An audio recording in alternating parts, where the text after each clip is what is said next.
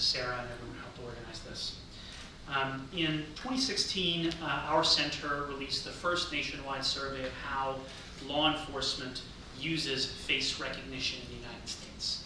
And in this presentation, we want to give you an overview of our findings with a few updates on our research since then, since October 2016. I want to open with a hypothetical question. So, there's a knock at your door, it's the police. They say, hey, there's been a robbery in your neighborhood. Good news, we think we have a suspect in custody. But you know what? We need people to come down to the station and stand in a lineup next to the suspect. How many of you would say yes to that? How many of you would say no?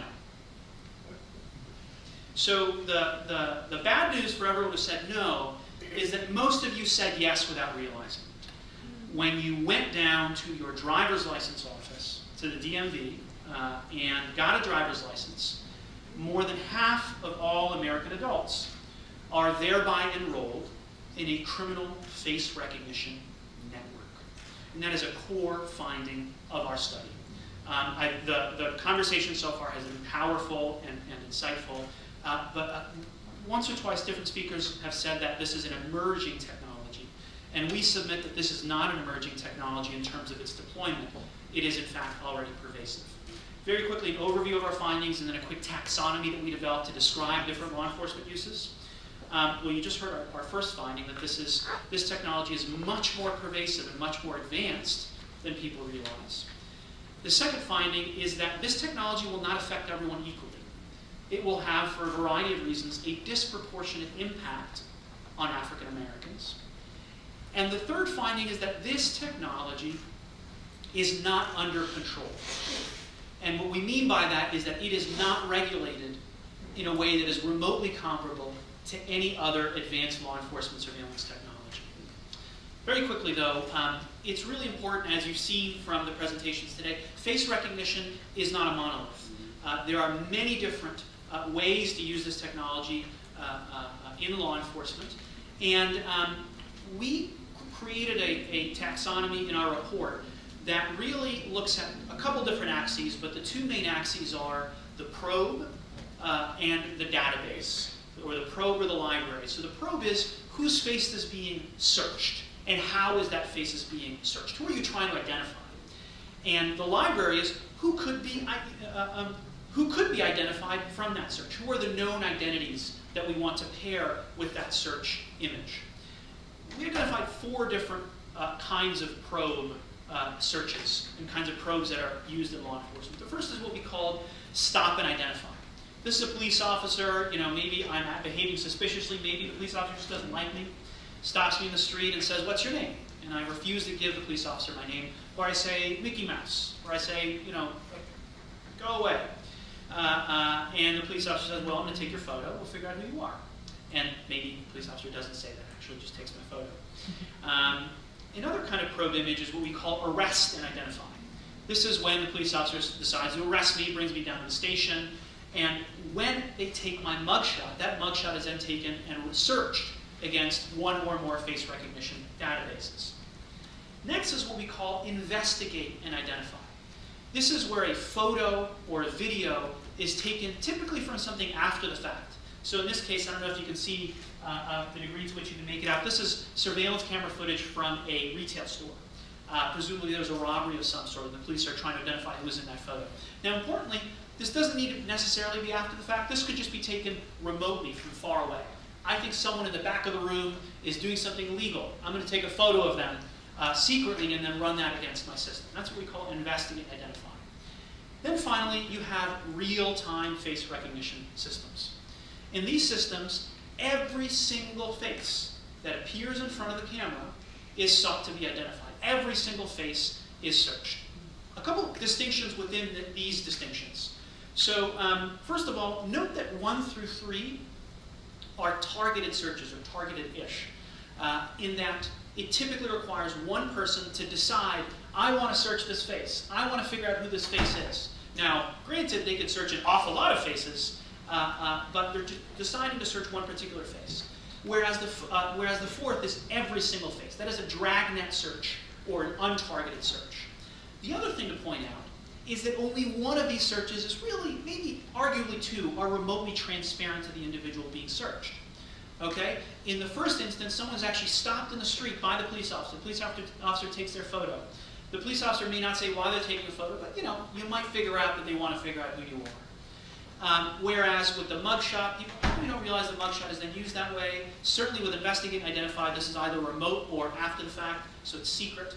And so a lot of these forms of searches are secret. Let's look at the databases against the libraries, the databases against which these searches are searched against. Typically, I don't know about typically, but often you see mugshots. Okay? A lot of jurisdictions use mugshots as their default face recognition databases. But as our research has found, and as Clare, who has read probably now 20,000 or so pages of FOIA documents, will tell you, a majority of American states now enroll their driver's license photos in a face recognition system searchable by law enforcement. And then finally, what you have are watch lists. Now, the funny thing about writing a study in 2016 and presenting on it in 2018 is that things change. And the technology advances. And when we wrote the report, we were starting to hear reports that previously if you tried to do real time, you had to do it against a limited database. Because for it to work really quickly, the N against which the search was being run had to be smaller. Now we're hearing it can be a lot larger. Another distinction within these distinctions to point out is that notice that whereas the mugshots, they disproportionately affect certain people, they are not a dragnet database. Driver's licenses, however, are. One of the core findings of our report is that we're seeing something with faces that we've never seen with fingerprints, we've never seen with DNA. We are seeing for the first time in American history a federal database or network of databases that is populated primarily by people who've made no contact with the criminal justice system. And in our view, that's quite a dramatic and significant change. Let me pass it over to Clare to talk about our first finding. Great. So as Alvaro already mentioned, one of the key findings of our report and of reading thousands of pages of records requests from agencies across the country was that face recognition use by law enforcement, and particularly by state and local law enforcement across the country, is far more pervasive and advanced than most people realize. So how prevalent is it? This is a map that shows what we know, and given what we don't know is probably way more than what we already know, of where law enforcement agencies have access to driver's license photos. The dark blue is where FBI has access. The light blue and dark blue is where state and local agencies have access. This amounts to 54% of American adults in the US have their face now enrolled in these databases accessible to law enforcement for criminal justice search purposes. We also found conservatively that 25% of all agencies across the country, and we're talking 18,000 law enforcement agencies, have access to a face recognition system. How advanced is this? The metric we used to determine how advanced, how pervasive, high-tech this technology has become is looking at the real-time deployment. This is an unprecedented use of biometrics. Never before have we had the ability to do biometric surveillance. Fingerprints arguably can't be collected remotely, certainly can't be collected on large crowds of people. DNA can't be. Faces can. So all of a sudden, what Alvaro described as real-time face recognition, this is biometric surveillance. Going back to our map, we found that in 2016, at least 6 jurisdictions had either purchased or were actively looking to purchase real-time face recognition systems. That's where the X's are on the map. Is the supply there? So the demand's definitely there. Is the supply there? Yes. All major companies that we surveyed that sell law enforcement face recognition systems to law enforcement advertise the ability to do real-time face recognition.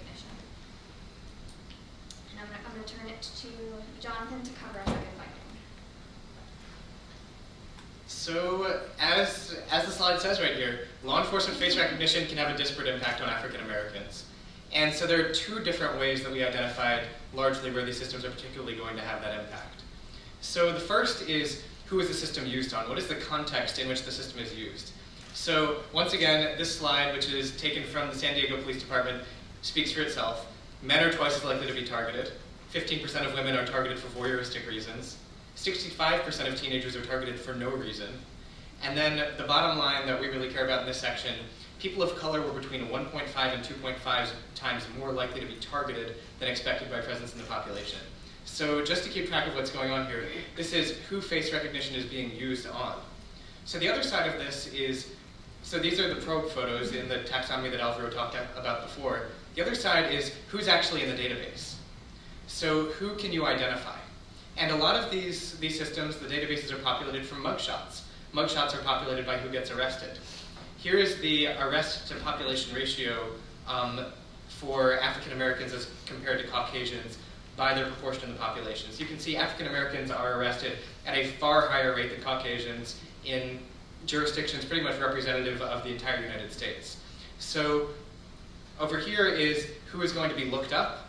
Over here is who is actually identifiable in these databases. So African Americans are both more likely to be looked up and more likely to be identified or identifiable. So the other aspect of bias in these systems is facial recognition equally accurate on everyone? So the FBI, first of all, just in general, the FBI estimates that their accuracy is about 86%. So 1 in 7 search, and the FBI returns, when you do a search, it'll return between 2 to 50 of the top matches. You can set this as a parameter when you actually do a search through the FBI system. So what this is saying is 1 in 7 searches are going to return between 2 and 50 people, none of whom are the actual person you were looking for. And so this gets a little bit worse. So these errors aren't distributed evenly. Now, at the time that we wrote this study in 2016, there wasn't actually very much research on racial bias and face recognition, which to me, as now a machine learning researcher, is quite concerning. So the best study that we had access to was a study that was published in 2012. So already not the most recent study, but this study was pretty concerning. So I'm going to walk through these graphs that you see up here. So this study was written by several different researchers, including the FBI's kind of face recognition guru, who was a co-author on this study. And so what it found was, in general, these algorithms were 5 to 10% less accurate on African Americans as compared to Caucasians. And they were also about 5 to 10% less accurate on women as opposed to men, and young people as opposed to older people. So the graphs that you see here, these 3 charts are the accuracy for 3 different commercial algorithms that were being used in police departments at that time, and given the length of these contracts, are probably still being used in police departments. So higher is better on these charts. Higher means better accuracy. The green line is on people who are white, and the red line is on people who are black. So depending on how you set the parameters for the algorithm, the reason why the graph is wide is because depending on how you set the parameters, it'll have higher accuracy or lower accuracy. It'll get the right people more often, but get some of the wrong people more often. And you can see across the board, better on whites than on blacks. Now, it also shows a line for Hispanic on here. I invalidate that line in their study because they tested it on a very small pool of people who were labeled as Hispanic. And as one of my colleagues at MIT likes to point out, race is not necessarily a monolithic descriptor of someone's physical appearance.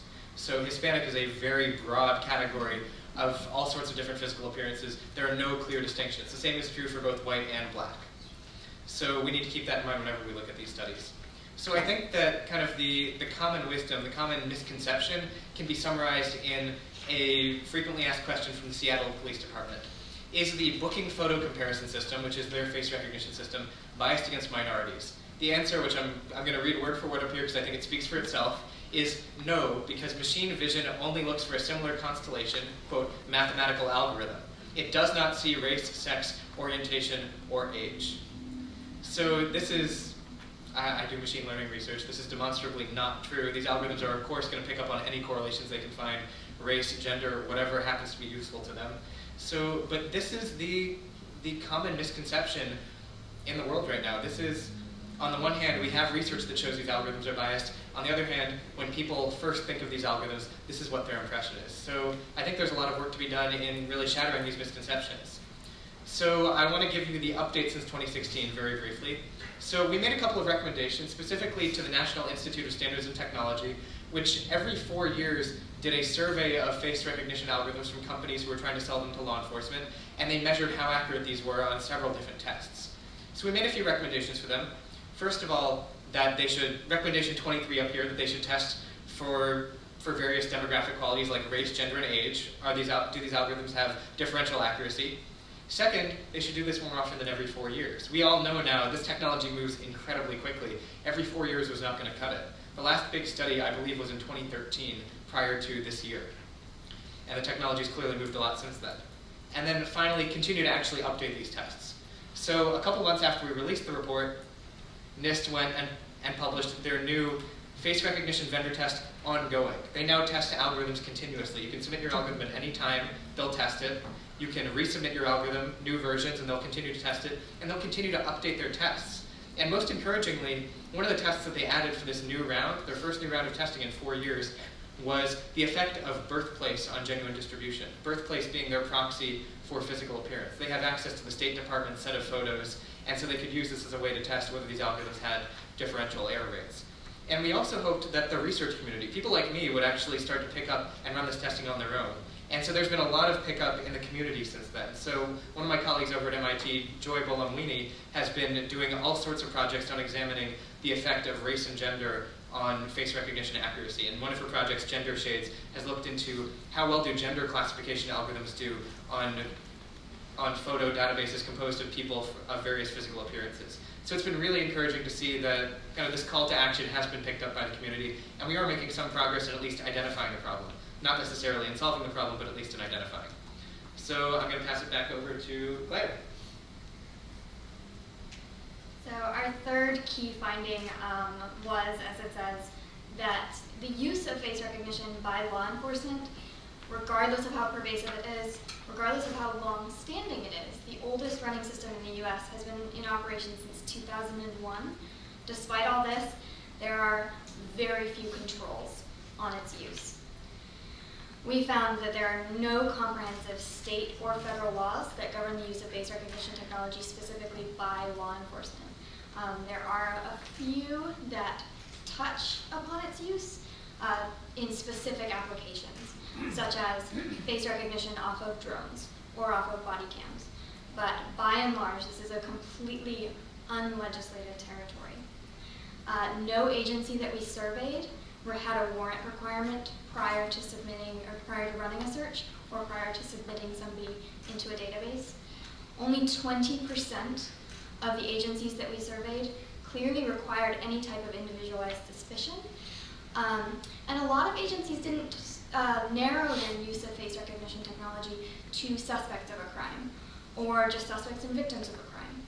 It could be suspects, victims, witnesses, associates of a potential criminal, etc. The persons who are subject to a face recognition search are incredibly broad. These are other findings that we have. I'm not going to go through all of them in the interest of time. One that I think is particularly interesting is the last one, that of the 52 agencies that we surveyed and who said, yes, we have an active face recognition system, only 4 of those had a public policy. A handful had private policies that they don't make public. But many agencies don't even have an internal policy governing how their own agents can, and more importantly, cannot use this technology.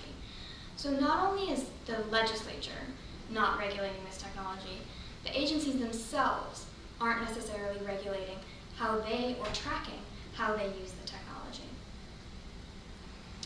So this underscores some of these findings. We got responses like, our department has a face recognition system, but we have no manual policies or memorandum of understanding. Some went even further than this. Yes, we have a policy, but it doesn't outline how we can't use the technology. It actually encourages our officers to use biometric identification techniques whenever practical. This last one was from the Pinellas County Sheriff's Office. This is the oldest running system, so it's been around for over 15 years by now. Alvaro and I went down and spoke to Sheriff Galtieri, who runs this system. And to his credit, they spoke very openly about their system to us. But this is one of the systems that's most used. It's used about 8,000 times 8,000 times a month by any agency that has a presence in Florida, including the FBI, including DEA, including ICE. Name an agency that has a presence in Florida, they have access to this system, and yes, it runs on Florida driver's licenses. So after that, we were kind of curious. Okay, no legislative controls, no agency controls. Are there any controls from the judicial side of things? We went across the street and spoke to the public defender, who's of Pinellas and Pasco counties, who's been in office since this face recognition system has been in operation. He told us that his office has never seen face recognition use disclosed to his office, and he actually asked his other public defenders and got 0 responses of when they've seen face recognition disclosed to them as part of what's called a Brady disclosure, when there's potentially exculpatory evidence about a defendant that must be disclosed to the defense.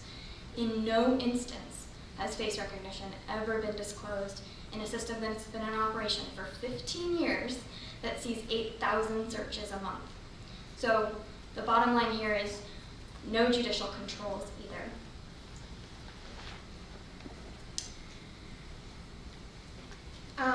One last point to highlight is a First Amendment concern. This is another thing we focus on in this report. Face recognition runs the real risk of chilling free speech. This is something that law enforcement agencies themselves have acknowledged in a 2011 report put out by a consortium of law enforcement agencies. They said face recognition use on public protests runs the risk of causing people to alter their behavior in public, leading to governmental social control, the fundamental concern behind the reason why we have the First Amendment. We're seeing face recognition, hints of face recognition being used in a way that would chill free speech.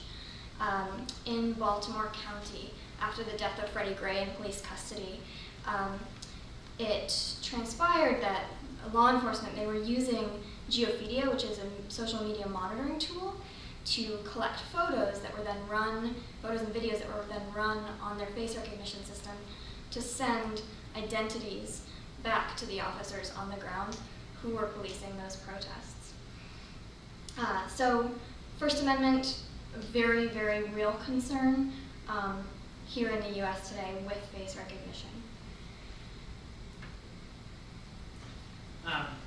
So one thing to know about our center is that we do both research and advocacy.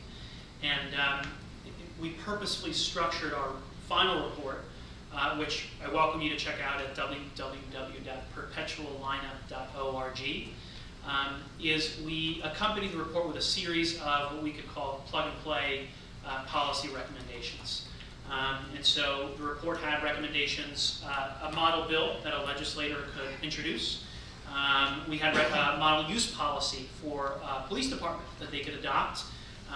We had sample FOIA requests, Freedom of Information Act requests that someone could file.